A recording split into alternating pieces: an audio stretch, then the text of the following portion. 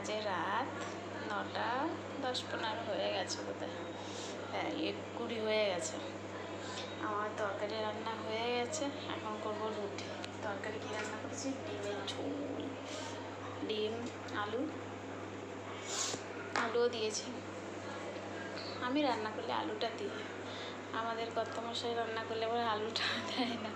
আমার মেয়ে আলু খেতে ভালোবাসে, বড় মেয়ে, ছোটো খায় কম খায়, তো বড় মেয়ে খুবই ভালোবাসে। তো বললাম আলু দিয়ে বানাই তাহলে ভালো লাগবে। ছোটো ছোটো আলু ছিল, সেটা দিয়ে বানিয়েছি। এখন শুধু রুটি বানাতে হবে, আটা ছেনে রেখে দিয়েছি, রুটিটা করব। আজকে শেয়ার করতে পারিনি, বিকেলে গিয়েছিলাম ঘুরতে মন্দিরে। আজকে রবিবার, এখানে যে মহারাজ যে ভগবান আছে ওইখানে গিয়েছিলাম একটু দর্শন করতে আর কি।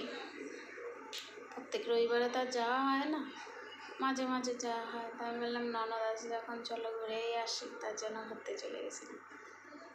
আজকে সব কিছু দিয়ে দেবে, ওখান থেকে ঘুরে আস্তে আস্তে সন্ধেই হয়ে গেছে। তবে সন্ধে টন্ধে দিয়ে মানে সন্ধেবেলা পুজো করে তারপরে বাস রান্নাঘরের কাজ চালু হয়ে গেল।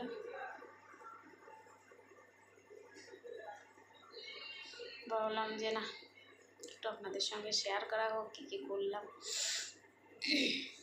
আজকাল 2 দিন ছুটিই ছিল, শনিবার রবিবার ছুটি ছিল। সকালেই ঘুম থেকে উঠে দেরিতে, ছুটি আছে তার জন্য 7:30টায় উঠেছি। উঠেই কাজ টাজ করতে করতে বাসি কাজ করতে করতে সকালে আমরা রুটি খাই, রুটি তরকারি বানাতে 10টা বেজে যায়, খেতে 10:30 বেজে যায়।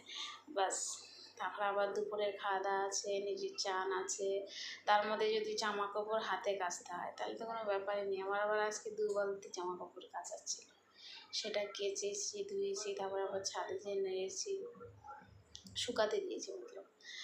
তারপরে পুজো দিয়েছি, তারপর আবার দুপুরে কী রান্না করবো তাই করেছি।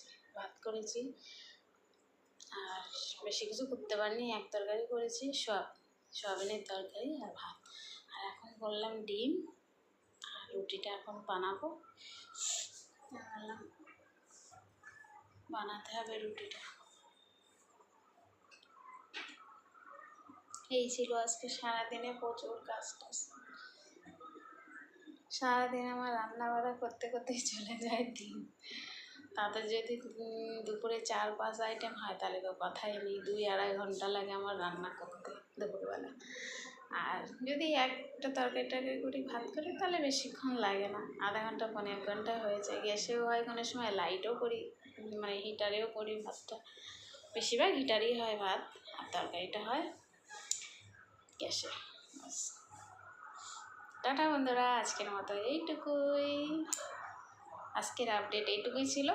কালকে দেখি কতটা কী করতে পারি, কালকে যদি পারি শেয়ার করব। এইভাবেই করবো, সব সময় তো আর তুলে ধরতে পারি না, বাস এইভাবেই আপনাদের সঙ্গে একটু গল্প টল্প করবো। টাটা।